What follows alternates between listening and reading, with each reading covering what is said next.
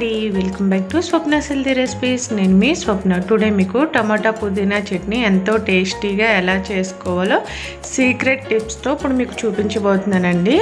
మనం పుదీనాని ఇక్కడ 2 కట్టలు తీసుకుని వాటి మొత్తం ఆకులను సెపరేట్గా తీసి ఉంచుకోవాలి. ఫస్ట్ మనం ఒక ప్యాన్ పెట్టుకుని దానిలో ఒక 15 వరకు పచ్చిమిర్చి వేస్తున్నామండి. కొద్దిగా ఆయిల్ వేసుకుని పచ్చిమిర్చిని వేసి లిడ్ పెట్టేస్తే మనకి చిటపట్లు ఆడకుండా బాగా ఫ్రై అయి ఉంటాయండి. ఒక 4 మినిట్స్ అలా చేస్తే నెక్స్ట్ అవి ఫ్రై అయిన తర్వాత మనం ఒక 3 టమాటాలని కొంచెం మీడియం సైజులో కట్ చేసుకుని వేసుకోవాలండి.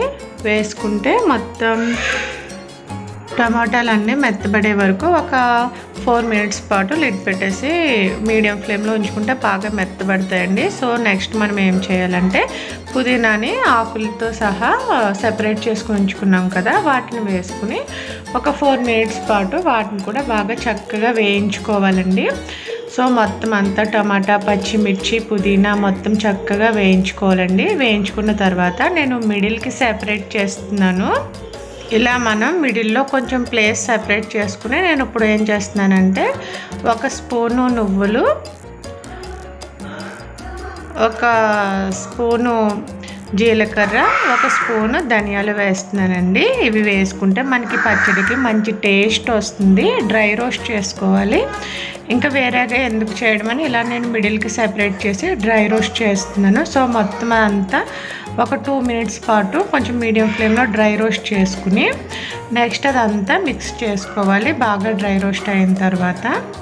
సో అదంతా బాగా టమాటాలు, పచ్చిమిర్చి, పుదీనా ఉంది కదండి, ఈ డ్రై రోస్ట్ అయిన తర్వాత వీటితో పాటు మొత్తం అంతటిని మిక్స్ చేసుకోవాలి.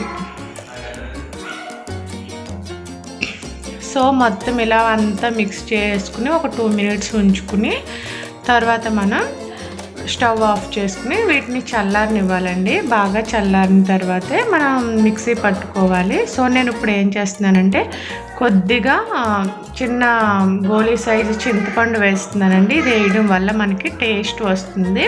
సో పులుపు కొంచెం ఎక్కువ ఇష్టం ఉన్న వాళ్ళు ఇంకొంచెం చింతపండు వేసుకోవచ్చండి. చింతపండు అడ్జస్ట్ ఎలా చేసుకోవచ్చు అంటే మనం మిక్సీ పట్టినప్పుడు టేస్ట్ చూస్తాం కదా, ఇంకొంచెం పులుపు కావాలంటే ఇంకొంచెం వేసుకుని అడ్జస్ట్ చేసుకోవచ్చు. సో ఇదంతా చల్లారిన తర్వాత మిక్సీ జార్లోకి తీసుకుని టేస్ట్కి సరిపడా సాల్ట్ యాడ్ చేసుకుని మిక్సీ పట్టుకుని బౌల్లోకి ట్రాన్స్ఫర్ చేసుకుని పోపు వేసుకుంటే, పోపు తాలింపు చూపించలేదండి, అది వేసుకుంటే మనకి టమాటా పుదీనా చట్నీ రెడీ అయిపోతుంది. ఎంతో ఈజీగా ఇంట్లోనే చేసుకోవచ్చు. ఈ వీడియో కనుక మీకు నచ్చినట్లయితే లైక్ చేసి, షేర్ చేసి, కమెంట్ చేయండి. ఇంకా సబ్స్క్రైబ్ అవ్వని వాళ్ళు ప్లీజ్ సబ్స్క్రైబ్ చేసి పక్కనే ఉన్న బెల్ ఐకాన్ని క్లిక్ చేయండి. మరొక వీడియోతో కలుద్దాం. Thanks for watching. Bye bye.